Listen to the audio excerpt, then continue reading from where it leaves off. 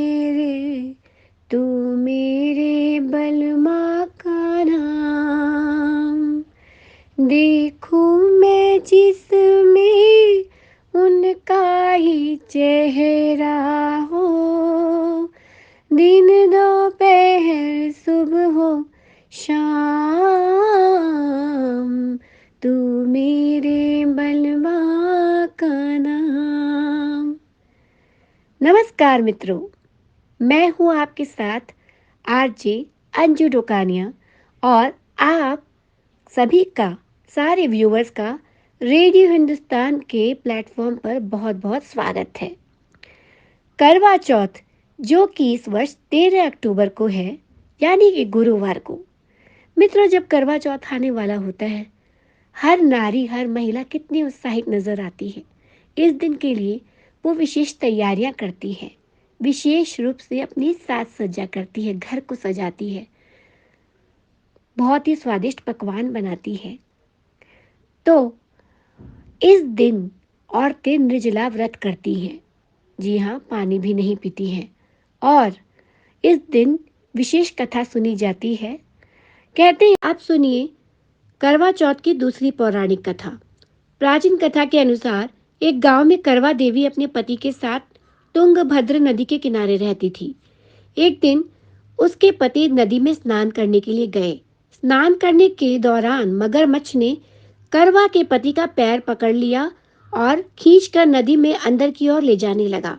इस दौरान पति ने अपनी रक्षा के लिए अपनी पत्नी को पुकारा। पति की आवाज सुनकर करवा नदी के किनारे दौड़ी चली आई और मगरमच्छ को एक कच्चे धागे से पेड़ से बांध दिया। करवा के सतीत्व की वजह से मगरमच्छ हिल तक नहीं पाया। इसके बाद करवा ने यमराज को पुकारा और अपने पति का जीवन दान मांगा और मगरमच्छ को मृत्यु दंड देने के लिए कहा। यमराज ने कहा कि मगरमच्छ की आयु अभी पूरी नहीं हुई है, लेकिन उसके पति की आयु पूरी हो गई है। यमराज की बात सुनकर करवा क्रोधित हो गई और उन्होंने कहा कि यदि उनके पति के प्राणों को कुछ हुआ तो वे श्राप दे देंगी। सती के श्राप से डरकर यमराज ने मगरमच्छ को यमलोक भेज दिया और करवा के पति को जीवन दान दे दिया। साथ ही करवा को सुख समृद्धि का वर भी दिया और कहा, जो स्त्री इस दिन व्रत करके करवा को याद करेगी, उसके सौभाग्य की सुरक्षा मैं करूंगा। कहा जाता है कि इस घटना के दिन कार्तिक मास के कृष्ण पक्ष की चतुर्थी तिथि थी। तभी से करवा चौथ का व्रत रखने की परंपरा चली आ रही है। अब सुनिए करवा चौथ की तीसरी पौराणिक व्रत कथा। इंद्रप्रस्थपुर के एक शहर में एक ब्राह्मण रहता था। उसके 7 पुत्र और वीरावती नाम की एक पुत्री थी। इकलौती बेटी होने के कारण वो सभी की लाडली थी।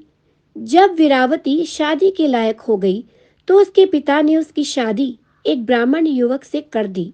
शादी के बाद वीरावती अपने मायके आई हुई थी। तभी करवा चौथ का व्रत पड़ा। वीरावती अपने माता पिता और भाइयों के घर पर ही थी। उसने पहली बार पति की लंबी आयु के लिए व्रत रखा, लेकिन वो भूख प्यास बर्दाश्त नहीं कर पाई और मूर्छित होकर जमीन पर गिर पड़ी।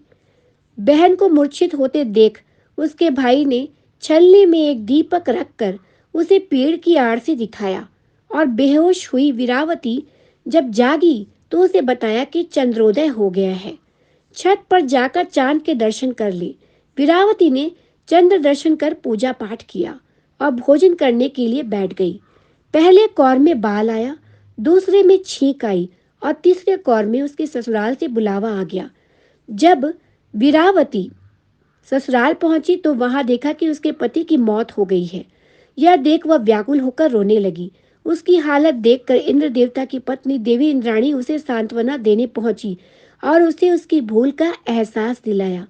साथ ही करवा चौथ के व्रत के साथ साथ पूरे वर्ष आने वाले चौथ के व्रत करने की सलाह दी। वीरावती ने ऐसा ही किया और व्रत के पुण्य से उसके पति को पुनः जीवन दान मिल गया। तो ये थी करवा चौथ की 3 पौराणिक कथाएं जो मैंने आपको सुनाई। इस दिन हर सुहागन अपने सुहाग की लंबी उम्र के लिए ये व्रत रखती है।